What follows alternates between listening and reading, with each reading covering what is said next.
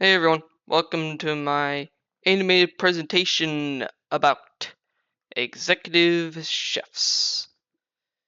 So, what are executive chefs?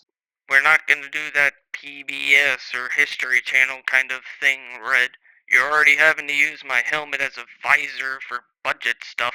How do we use up all the budget? The Gambit fiasco. Oh yeah, the Gambit fiasco. Pretty much in the whole hierarchy of chefs, they are the top of the top. Like when the military has their ranking system, we have the brigade system, which is pretty much the exact same thing just for us. They will normally watch over, manage, and do the quality control of their staff. Also, train them in how the kitchen works and their styles. They do the business side of the operation, like create the menu, look through the inventory, and the budget. Key characteristics and skills you will need. If y'all haven't figured out from what I was just talking about at the beginning, this is a high level role. You'll need a lot of experience and a lot of training to gain up to this role. It's not just going to be a simple flick of a switch and you'll probably get it. You need to have a good business mindset. You need to know how the business runs, how their kitchens work. You need to have some creativity, menu planning, budgeting, communication. A lot of the experience we'll probably talk in a few minutes about, but you need to also have a clear vision of what the company wants for everything. Because if you don't know what the company wants, then what's the point? Because with this role, like we've said a lot, you're not really going to be in the kitchen. You're going to be watching them, making sure they do it right, and making sure the company doesn't go under. Because you're going to be the one they go to when they're like, oh, when did this happen?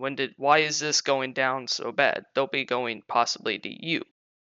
So, the experience you will need some extensive hands on experience. Often they do 5 years, but it can depend on what you've done beforehand. If you already have like the degree program we're in, or if you'll need ServSafe and the management skills that we are learning. When you have all that, I think there's probably a lot more. There's a lot more skills, and mostly all of this will just come in time. How much would you probably get paid to do this? Boss, did he research this right? I think so. I hope so. Oh my lord. I really should do this instead of YouTube. The average in the US is about 82,000 to 87,000 a year, but the top earnings in the US is about 116,000 a year.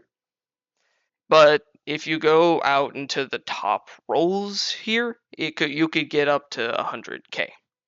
Also, when I looked at the labor thing that I found, yes, I know what the other word is. I just can't say it, and I don't want to get nagged for it, so it's fine.